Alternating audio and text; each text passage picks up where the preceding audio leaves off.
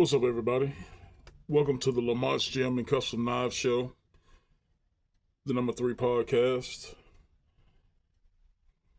I had every intention on talking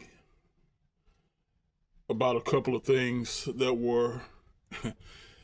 I had a conversation with my old partner in crime, Officer B. We was talking about, the situation with the HBO Max documentary on Alabama prison, the prison system, I think early 2000 to 2020, and how the APCLU or ACLU, I think, whatever it is, fit into that. But something happened after the fact and this morning, and that's what I'm going to talk on. And you know me, if I don't have my handy dandy notebook, I didn't do a whole bunch of research. But I think I got enough information in my mind where I can speak on it and have a brief conversation. So, I saw a piece where the former Vice President Kamala Harris basically saying she's going to run again, giving her little speeches and talks, trying to get back in the good graces of the Democrats, so she can run again for the next presidential cycle. But it's not her presence; it's what she said, because it was followed by an individual that I don't know. I saw on a graduation commitment speech, and basically what she said was, the Democrats, the liberals, the Marxists, is gonna have to restructure the way this country is governed. And what does she mean by that? So we know they've been cheating for years. To my knowledge, at least the last 60 years. But who knows? It could have been the last 200 years. We know the Democrats cheat. But see, this is a different breed of Democrat in today's time. It's a different breed of Democrat, y'all. I hear so many old school Democrats who say, this is not my father's Democratic Party, meaning you got a bunch of hippies and idiotic socialist young folks that's merging, not your old granddaddy's Democrats. Your bleeding heart liberals. These are democratic socialists or socialist Marxists and the old hippie crowd put together, and that's a bad combination. That's a dangerous combination. We've seen it for the last 2 years, actually for the last 10 years. We've seen you mix these entities together and you get bloodshed. So Kamala Harris basically said that they got to some way, somehow eradicate the Supreme Court. Not only the United States Supreme Courts, but the Supreme Courts of some of these purple states, like Virginia. They want these people gone because they made a sound constitutional judgment and gave their verdict, and now they're mad. So they want to eradicate the Supreme Court and the some purple states courts. They want to somehow, what they started in 2019, 2020, silencing conservatives. They want to do that. I heard it this morning on the Glenn Beck show. He's in Britain, I think, gonna do some type of speech. And after this, they don't want him speaking in that country again. They have killed free speech in this part of Europe, and probably most of Europe. And they said one thing that we've all been saying: if Elon Musk didn't buy Twitter, their plan would have been damn near complete. I want y'all to think about that. Put it in your mind and never let it go. If Elon Musk had not bought Twitter, I wouldn't be doing this right now.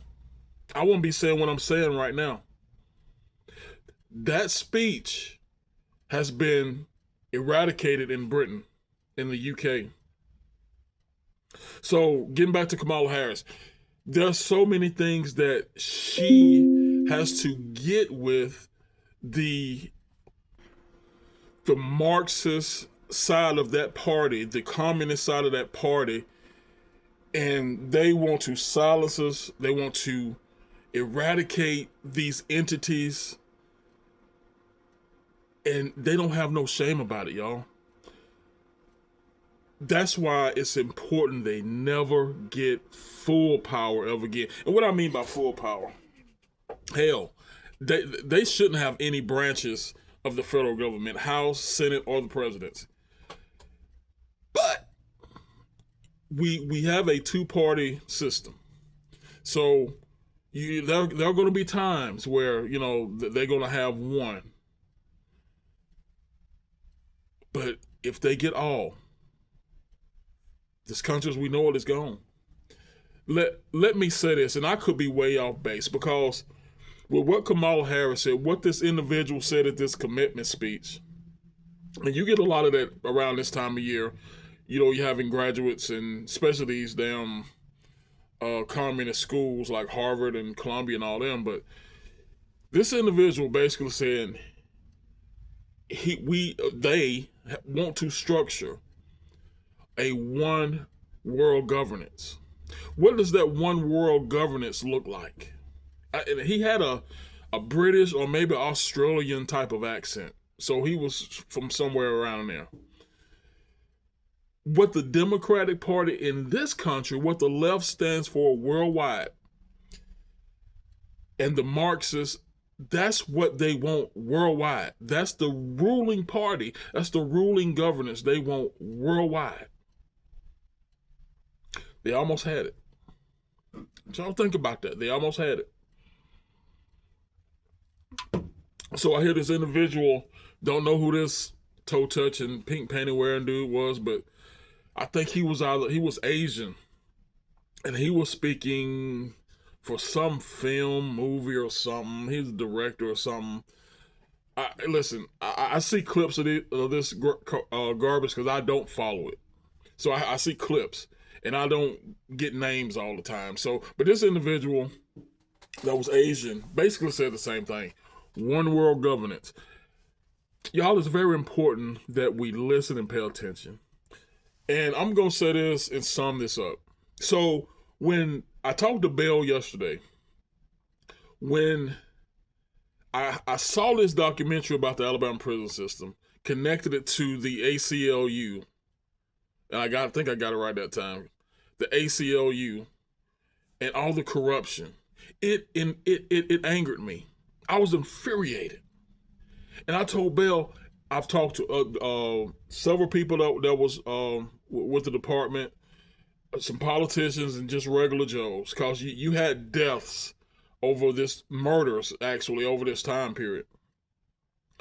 And I'm like, am I the only one that's angry? Am I the only one that is pissed off? Because it's like nobody gives a damn.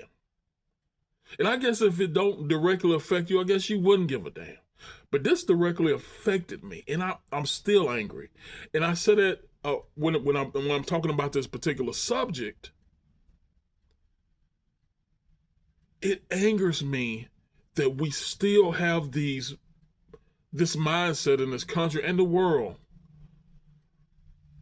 And I'm talking about regular Joes. I'm not talking about the people that has the power and the money. I'm talking about just regular Joes will want to be under this type of system, a one world government or a liberal democratic socialist government in this country. We regular Joes won't win. We're losers. Look at North Korea. That's all you need to know. The people starve while your military and your upper echelon, your leaders, they eat, they flourish. That's all you need to know when it comes to the system they want to set up. There's nothing good about packing the courts or eradicating what we have in the courts today and putting their people in, Marxists in. There's no win to that. For us, I'm a conservative, and I'm going to get with other conservatives, and we're going to fight. I did a podcast yesterday about the elections Tuesday, and they're very important. I know it's the primaries. You know, the Republicans are picking their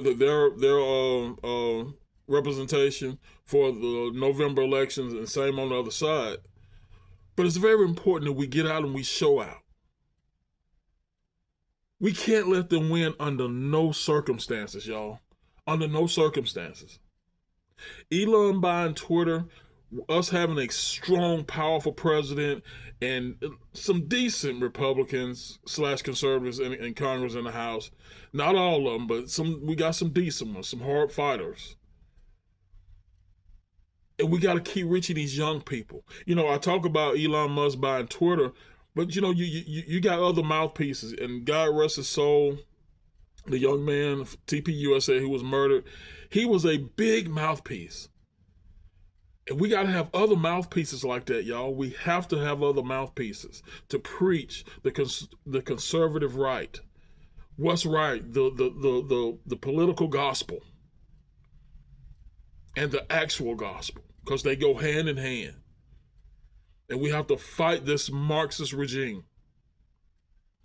But I want you guys to think about that. And I appreciate you and I love you. And as always, in the name of the Father, the Son, and the Holy Spirit, you guys stay blessed. And I'll catch you next time.